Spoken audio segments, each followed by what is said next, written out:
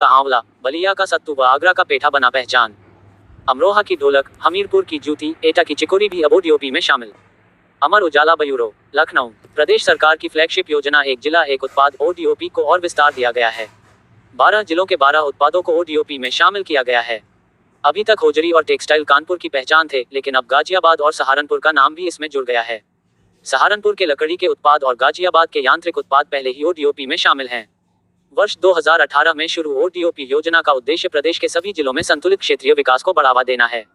इस पहल का उद्देश्य प्रत्येक जिले के कम से कम एक उत्पाद की ब्रांडिंग और प्रचार करना है। इसके तहत अभी तक 62 ओडीओपी उत्पाद शामिल किए थे, जिसमें अप्रैल में 12 और उत्पाद जोड़ दिए हैं। बागपत, फिरोजाबाद, गाजियाबाद, आगरा, हमीरपुर, बरेली, एटा, बिजनौर और बलिया के कुछ नए भी ओडीओपी का हिस्सा बन गए हैं। बलिया की बिंदी के बाद सत्तू और आगरा पेठा भी ओडीओपी में शामिल हैं। बागपत के होम फर्निशिंग के साथ कृषि, आगरा का पेठा उपकरणों को भी योजना का हिस्सा बनाया गया है। फिरोजाबाद के कांच के उत्पाद के साथ फूड प्रोसेसिंग, अमरोहा की ढोलक और रेडीमेड गारमेंट्स के साथ मेटल और लकड़ी के हस्तशिल्प, आगरा के चमड़ा उत्पाद और संगमरमर उत्पाद के साथ पेठा और सभी प्रकार के फुटवियर को शामिल किया गया है।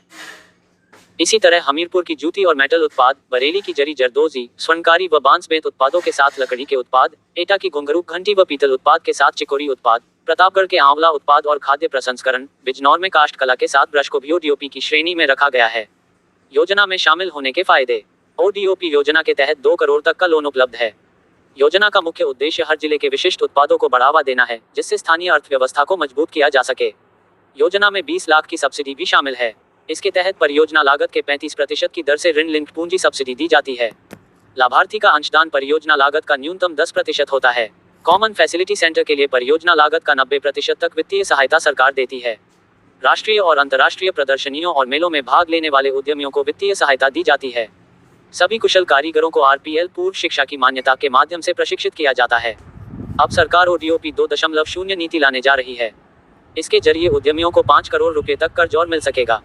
अब बड़े स्तर पर उत्पाद तैयार कराने का प्रोत्साहित किया जाएगा। पहले चरण में ऋण लेकर सफलतापूर्वक उद्यम स्थापित कर चुके लाभार्थियों को अब द्वितीय ऋण भी उपलब्ध। इसी तरीके की जानकारी पाने के लिए हमारे चैनल को लाइक एंड सब्सक्राइब कीजिएगा। धन्यवाद।